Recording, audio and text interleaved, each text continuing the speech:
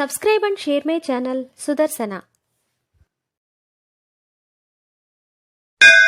शान्तं पद्मासनस्थं शशिधरमुकुटं पञ्चवक्त्रं त्रिनेत्रं शूलं वज्रं च खड्गं परशुमभयदं दक्षभागेन हस्तं नागं पाशं च घण्टां प्रणयहुतावहं पाशां कुशं वामभागे नानालङ्कारयुक्तस्फटिकमणिनिभं पार्वतीशं नमामि।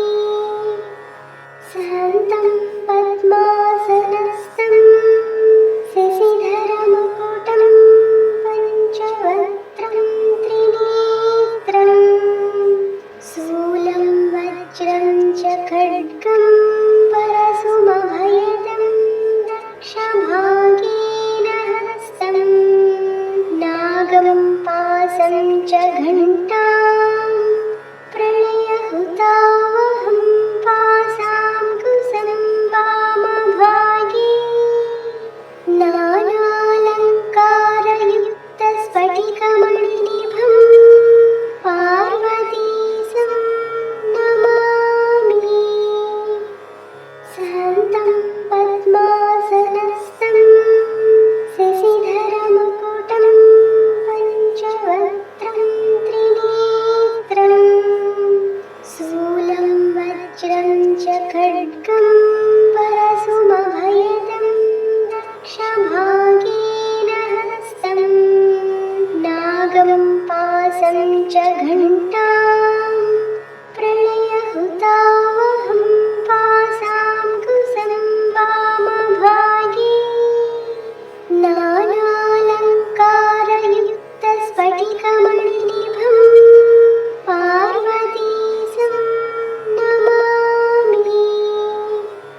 शान्तं पद्मासनस्थं शशिधरमुकुटं पञ्चवक्त्रं त्रिनेत्रं शूलं वज्रं च खड्गं परशुमभयदं दक्षभागेन हस्तं नागं पाशं च घण्टां प्रणयहुतावहं पाशां कुशं वामभागे नानालङ्कारयुक्तस्फटिकमणिनिभं पार्वतीशं नमामि।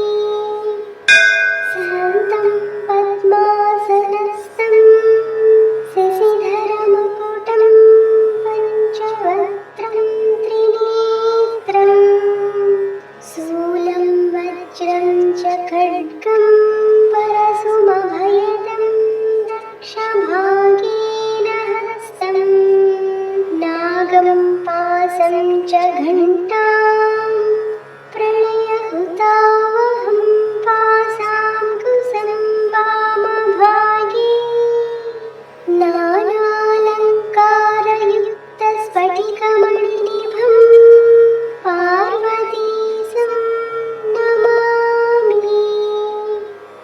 शान्तं पद्मासनस्थं शशिधरमुकुटं पञ्चवक्त्रं त्रिनेत्रं शूलं वज्रं च खड्गं परशुमभयदं दक्षभागेन हस्तं नागं पाशं च घण्टां प्रणयहुतावहं पाशां कुशं वामभागे नानालङ्कारयुक्तस्फटिकमणिनिभं पार्वतीशं नमामि। शान्तं पद्मासनस्थं शशिधरमुकुटं पञ्चवक्त्रं त्रिनेत्रं शूलं वज्रं च खड्गं परशुमभयदं दक्षभागे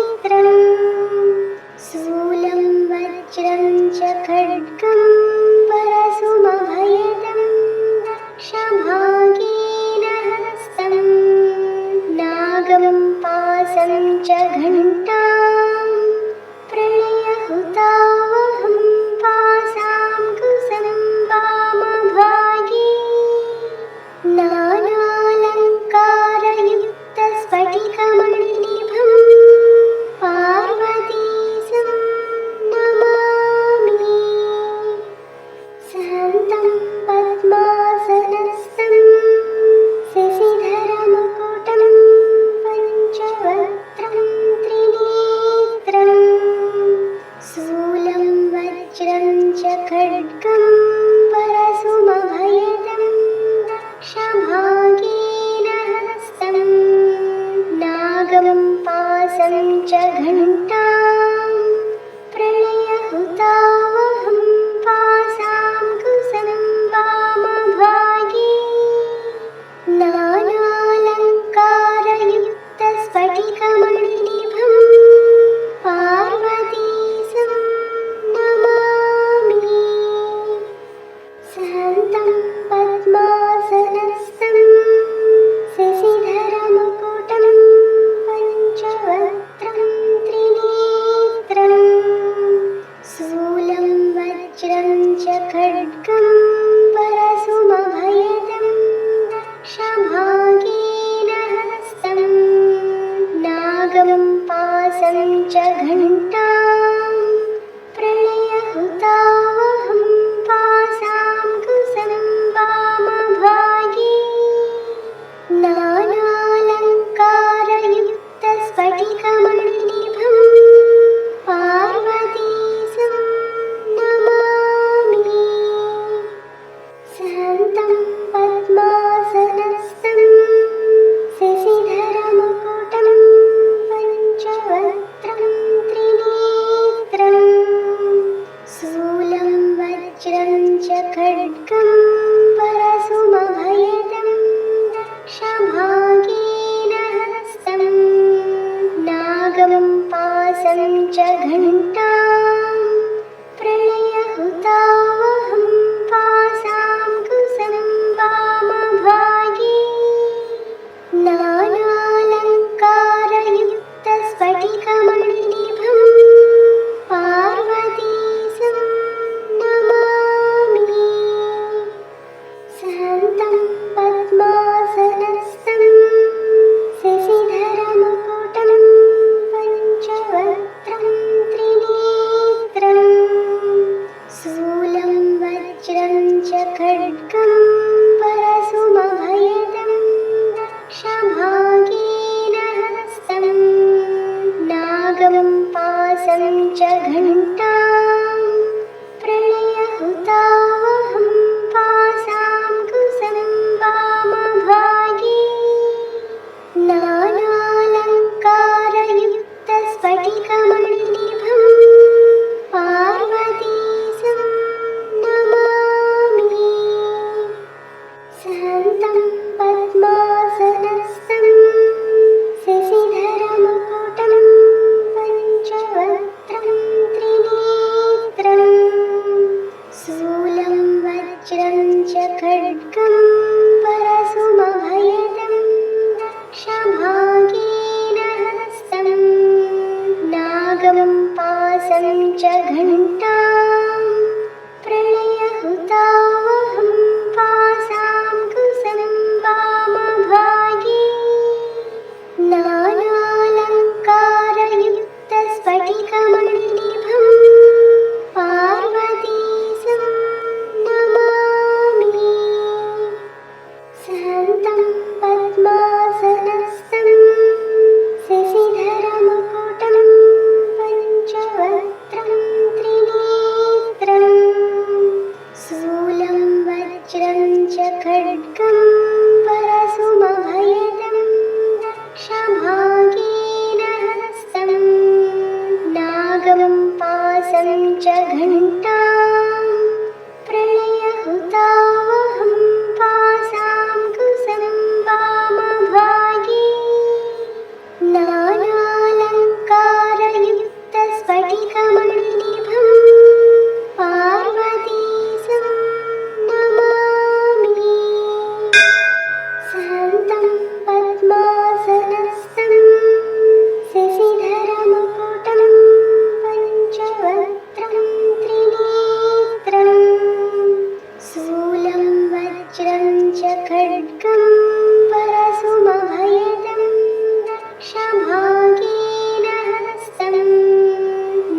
नागं पासं च घण्टां प्रलयहुतावहं पासां कुशलं वामभागे नानालङ्कारयुक्तस्फटिकमणिनिभं पार्वतीशं नमामि। शान्तं पद्मासनस्थं शशिधरमुकुटं पञ्चवक्त्रं त्रिनेत्रं शूलं वज्रं च खड्गं परशुमभयदं दक्षभागेन हस्तं नागं पासं च घण्टां प्रलयहुतावहं पासां कुशलं वामभागे नानालङ्कारयुक्तस्फटिकमणिनिभं पार्वतीशं नमामि। शान्तं पद्मासनस्थं शशिधरमुकुटं पञ्चवक्त्रं त्रिनेत्रं शूलं वज्रं च खड्गं परशुमभयदं दक्षभागेन हस्तं नागं पासं च घण्टां प्रलयहुतावहं पासां कुशलं वामभागे नानालङ्कारयुक्तस्फटिकमणिनिभं पार्वतीशं नमामि। शान्तं पद्मासनस्थं शशिधरमुकुटं पञ्चवक्त्रं त्रिनेत्रं शूलं वज्रं च खड्गं परशुमभयदं दक्षभागेन हस्तं नागं पासं च घण्टां प्रलयहुतावहं पासां कुशलं वामभागे नानालङ्कारयुक्तस्फटिकमणिनिभं पार्वतीशं नमामि।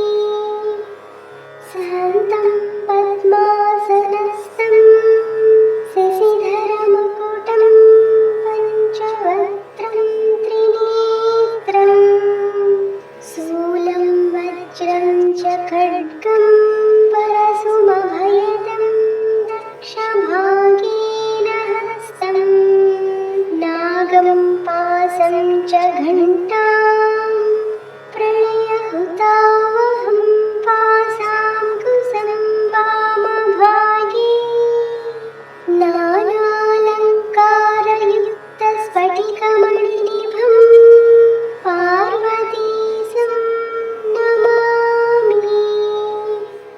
शान्तं पद्मासनस्थं शशिधरमुकुटं पञ्चवक्त्रं त्रिनेत्रं शूलं वज्रं च खड्गं परशुमभयदं दक्षभागेन हस्तं नागं पासं च घण्टां प्रलयहुतावहं पासां कुशलं वामभागे नानालङ्कारयुक्तस्फटिकमणिनिभं पार्वतीशं नमामि। शान्तं पद्मासनस्थं शशिधरमुकुटं पञ्चवक्त्रं त्रिनेत्रं शूलं वज्रं च खड्गं परशुमभयदं दक्षभागेन हस्तं नागं पासं च घण्टां प्रलयहुतावहं पासां कुशलं वामभागे नानालङ्कारयुक्तस्फटिकमणिनिभं पार्वतीशं नमामि। शान्तं पद्मासनस्थं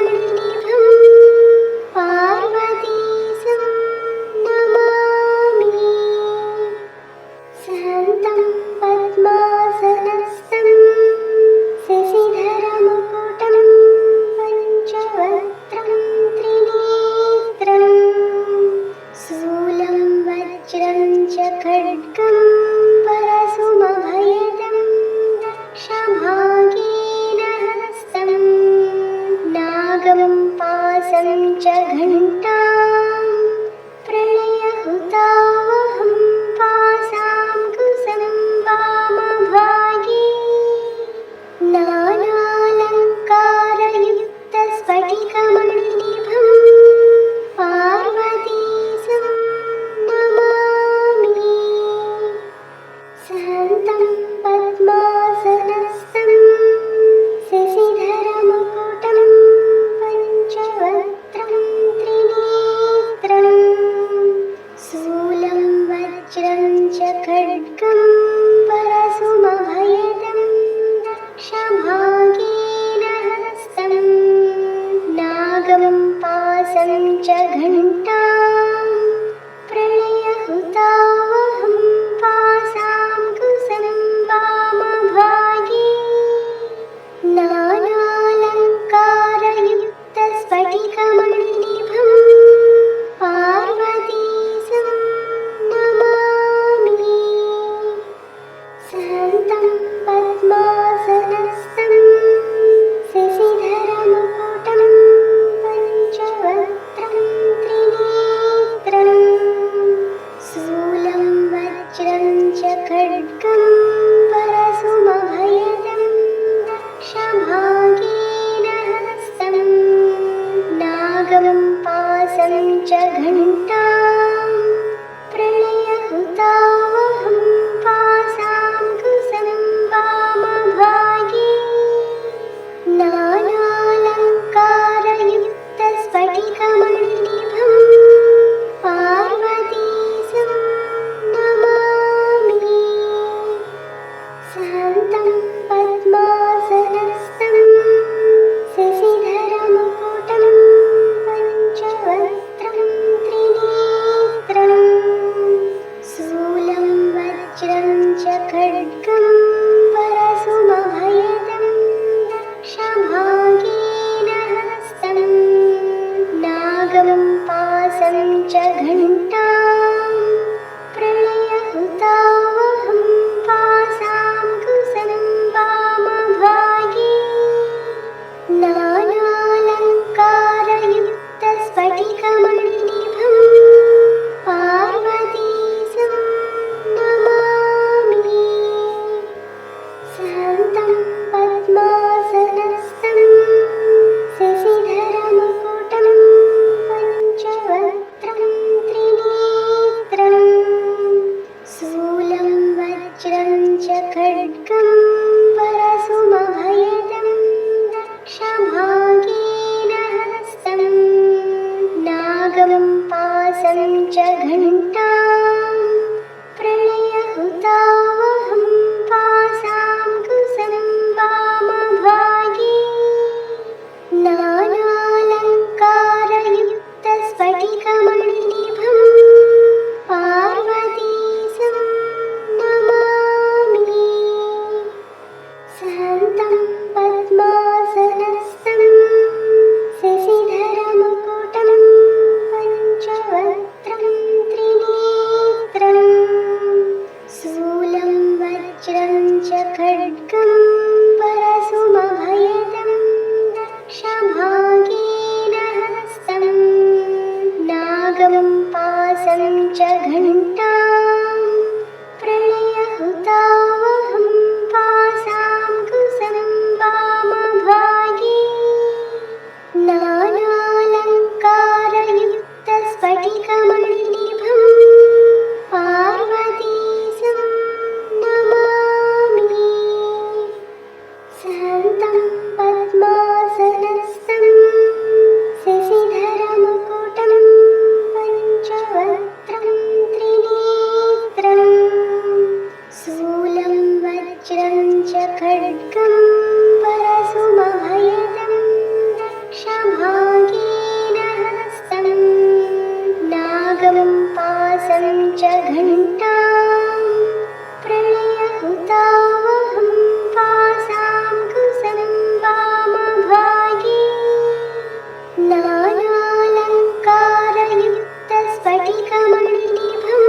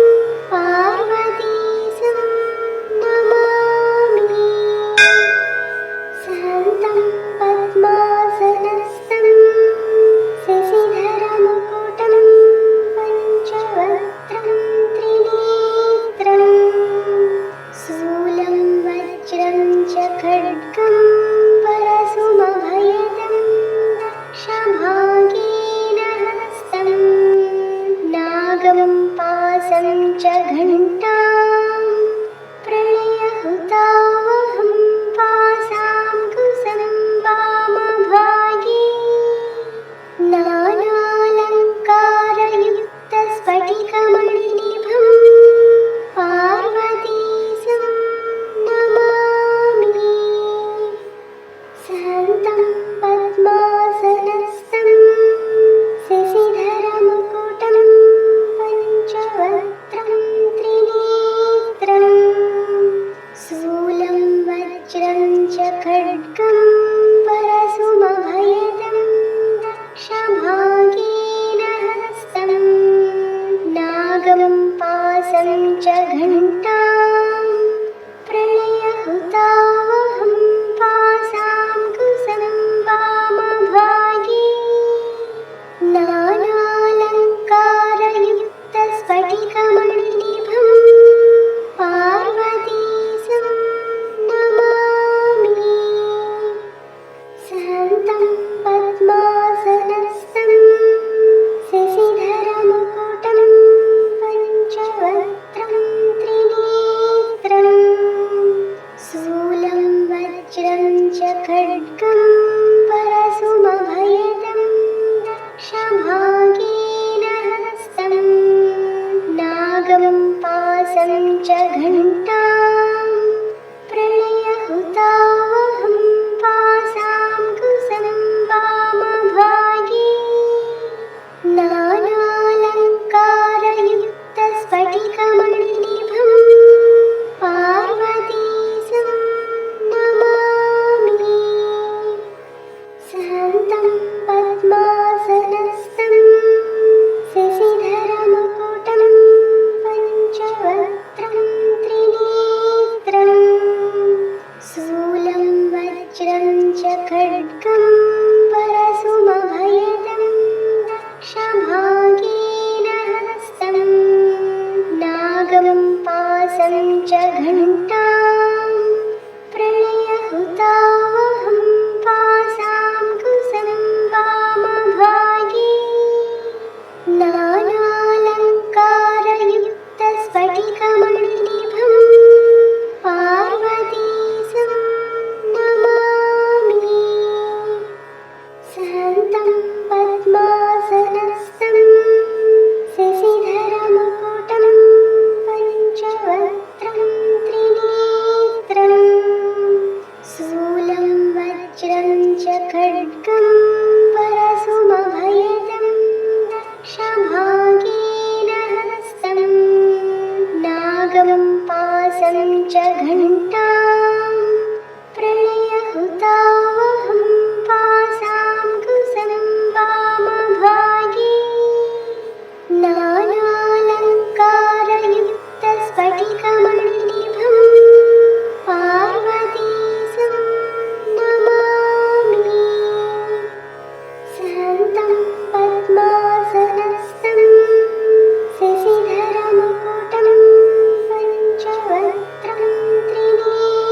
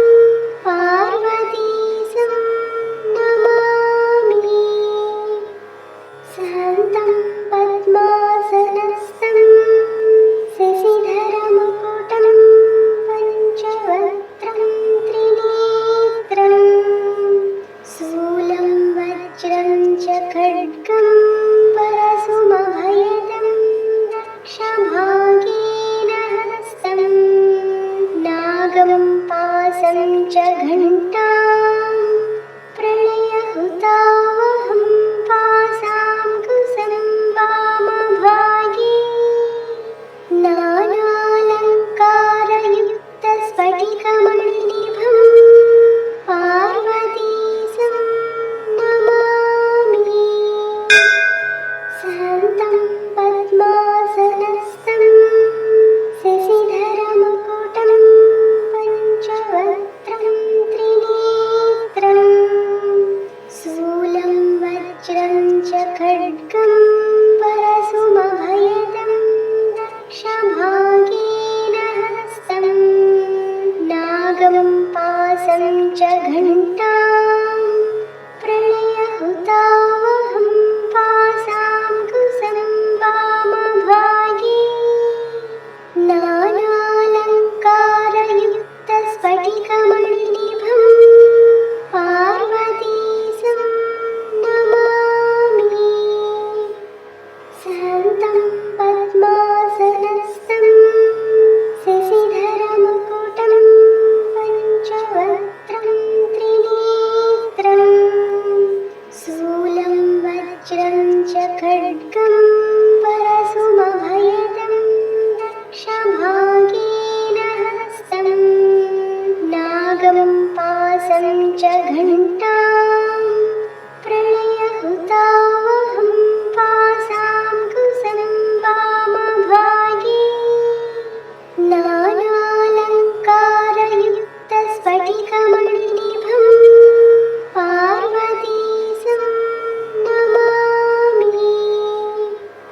शान्तं पद्मासनस्थं शशिधरमुकुटं पञ्चवक्त्रं त्रिनेत्रं शूलं वज्रं च खड्गं परशुमभयदं दक्षभागेन हस्तं नागं पाशं च घण्टां प्रलयहुतावहं पासां कुशलं वामभागे नानालङ्कारयुक्तस्फटिकमणिनिभं पार्वतीशं नमामि।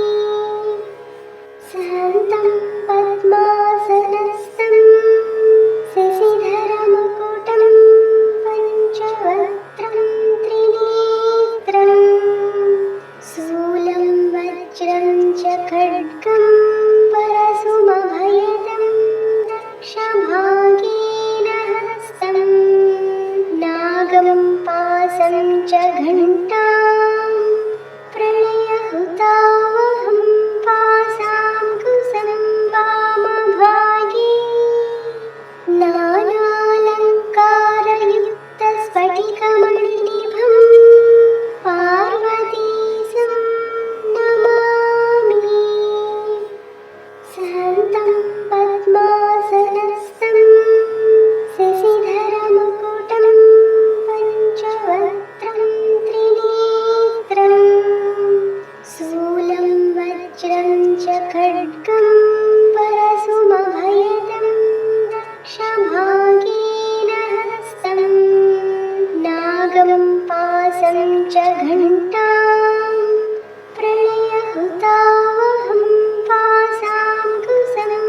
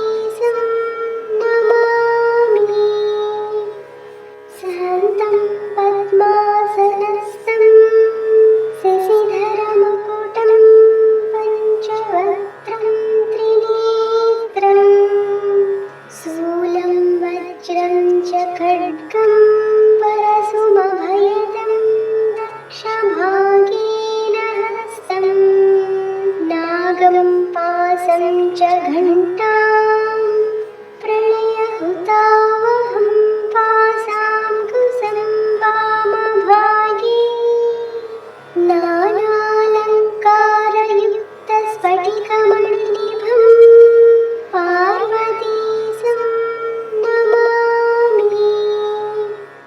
सहन्तं पद्मासनस्थं शशिधरमुकुटं पञ्चवक्त्रं त्रिनेत्रं शूलं वज्रं च खड्गं परशुमभयदं दक्षभागेन हस्तं नागं पाशं च घण्टां प्रणयहुतावहं पाशां कुशं वामभागे नानालङ्कारयुक्तस्फटिकमणिनिभं पार्वतीशं नमामि।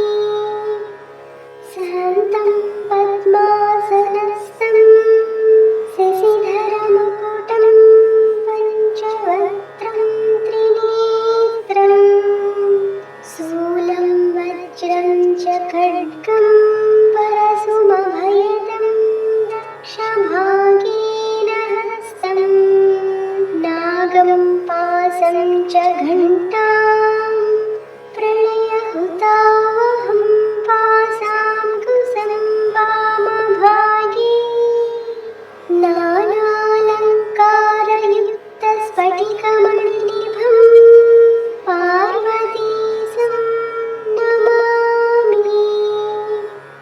सहन्तं पद्मासनस्थं शशिधरमुकुटं पञ्चवक्त्रं त्रिनेत्रं शूलं वज्रं च खड्गं परशुमभयदं दक्षभागेन हस्तं नागं पाशं च घण्टां प्रणयहुतावहं पाशां कुशं वामभागे नानालङ्कारयुक्तस्फटिकमणिनिभं पार्वतीशं नमामि।